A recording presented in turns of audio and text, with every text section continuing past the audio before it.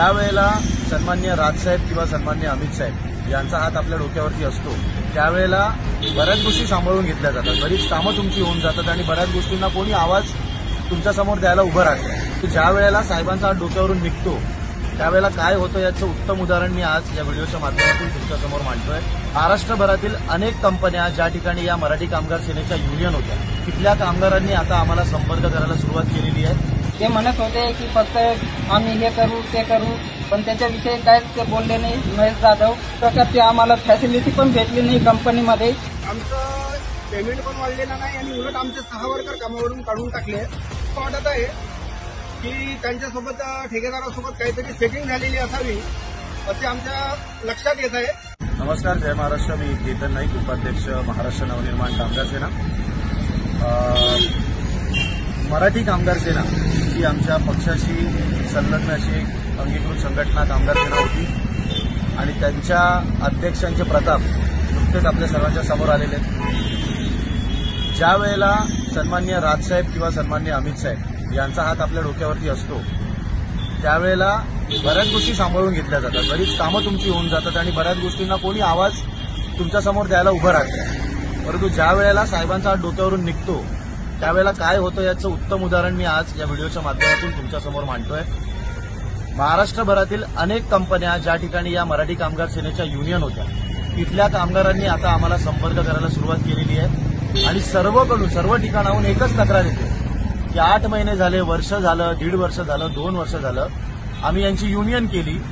पहिल्या दिवशी युनियन लावल्याच्या नंतर हे आमच्याकडे आले आणि त्याच्यानंतर काहीही पाठपुरवठा नाही, कामगारांचे फोन उचलायचे नाही, कामगारांना कुठल्याही प्रकारची दाद द्यायची नाही आणि कामगारांना फुकटचे मुंबईपर्यंत हेलपाट्या घालायला लावायचे. अशा प्रकारचे प्रकार या लोकांकडून केले जातात. आज या कंपनीचे जे कामगार आपल्यासोबत उभे आहेत ते स्वतःच्या त्यांच्याबरोबर जे घडलंय ते सांगतीलच, परंतु इतरही महाराष्ट्रातल्या अनेक, जसं नागपूरमधून काही कॉल आले आहेत आम्हाला, अमरावतीतून काही कॉल आले आहेत, पुणे जिल्ह्यातून काही कॉल आलेले आहेत. या सर्व ठिकाणच्या कामगारांची एकच तक्रार आहे की या लोकांनी आमचा फक्त वापर केला. आम्ही राजसाहेबांचं तोंड बघून, आम्ही राजसाहेबांच्या प्रेरणेतून ही मराठी कामगार सेना तुमची आहे समजून आम्ही सभासद झालो आणि नंतर आम्हाला कळतं की ही संलग्न किंवा प्रणित अशा पद्धतीची संघटना होती आणि याच्या लोकांचे जे कारभार होते ते अतिशय उलटे होते आणि ते आता सर्व गोष्टी समोर येत आहेत. खंडणीचे आरोप हे दुसऱ्यांवरती करतायत, परंतु यांची काय खंडणीची कामं होतात. एखाद्या ठिकाणी युनियन लावल्यानंतर पहिल्या दिवशी जायचं आणि नंतर जायचं नाही, मग या न जाण्यामध्ये कुठली खंडणी होते याची उत्तर आता यांनी खरं तर द्यायला हवी. मी कामगारांना विनंती करतो की त्यांनी तुमच्यावर जे काय घडलं ते मांडा. आम्हाला जवळपास 10 ते 12 वर्षापासून आम्ही 185 ते 180 कामगार काम करत आहोत. त्याच्यामध्ये आता मराठी कामगार सेना याच्यामध्ये आम्ही 1 वर्षापासून त्याचे सभासत्व स्वीकारलेलं आहे, पण त्याच्यामध्ये काहीच आमचं काम झालेलं नाही. फक्त ते म्हणत होते की फक्त आम्ही हे करू ते करू, पण त्याच्याविषयी काहीच ते बोलले नाही महेश जाधव. तर कुठल्याही प्रकारची आम्हाला फॅसिलिटी पण भेटली नाही कंपनीमध्ये आणि ज्या आमच्या मागण्या होत्या त्या एक पण मागणी पूर्ण झाली नाही. त्याच्याविषयीच आम्ही आज बोलतोय की बोनस नाही, परत पीएफ नाही, परत जे नॅप्समध्ये किंवा निम्समध्ये जे टाकतायत त्याच्यामध्ये 2 वर्षाचा पिरियड राहतो, तिथं आम्हाला 4-4, 5-5 वर्ष रखडलं जातं कंपनीद्वारे. तर ह्या गोष्टी बंद व्हाव्यात, परत आमचा पीएफ एसआय चालू करून द्यावा.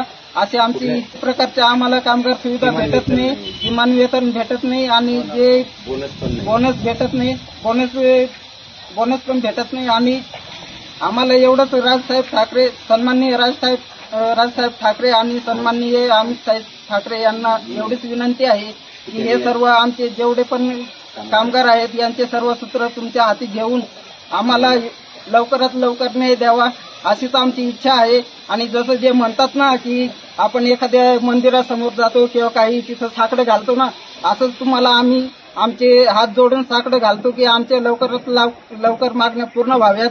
याच्यासाठी आम्ही तुम्हाला निवेदन करतो आणि तुम्ही स्वतः लक्ष घालून आम्हाला न्याय द्यावा अशीच आमच्या सर्व कामगारांची इच्छा आहे. वेअरहाऊस बोधा नागपूर येथील वर्कर आहोत आम्ही. मराठी कामगार सेना महेशजी जाधव यांच्या नेतृत्वाखाली 2023 जूनमध्ये आम्ही जॉईन झालो आणि त्यानंतर काही पदाधिकारी आमच्या कंपनीपर्यंत आले कॉन्ट्रॅक्टरांशी भेटले आणि मॅनेजमेंट सोबत भेटून त्यांनी एक लेटर, आमच्या मागण्याचं लेटर त्यांना दिला. त्यानंतर आमचं पेमेंट पण वाढलेलं नाही आणि उलट आमचे 6 वर्कर कामावरून काढून टाकले. त्यानंतर आम्ही मराठी कामगार सेनेच्या पदाधिकाऱ्यांना फोन करतोय. त्यांनी आम्हाला काही प्रत्युत्तर देत नाहीत. आम्हाला असं वाटत आहे की त्यांच्यासोबत ठेकेदारासोबत काहीतरी सेटिंग झालेली असावी असे आमच्या लक्षात येत आहे. आणि 8 महिने झाले आता आमचे कोणतेच काम झालेले नाहीये. आणि म्हणून आम्ही महाराष्ट्र कामगार सेना यांच्याकडे धाव घेण्याचा प्रयत्न केला आहे. म्हणून आम्हाला अमित साहेब ठाकरे आम्हाला मदत करतील किंवा आम्हाला सपोर्ट करतील, आमच्या ज्या मागण्या आहेत आमच्या त्या पूर्ण करतील अशी मी त्यांना विनंती करतो. आणि राज ठाकरे साहेब हे सुद्धा आम्हाला सपोर्ट करतील अशी आम्हा सर्व वर्करांची विनंती आहे. एवढे बोलून आपले 2 शब्द संपवतो. जय महाराष्ट्र.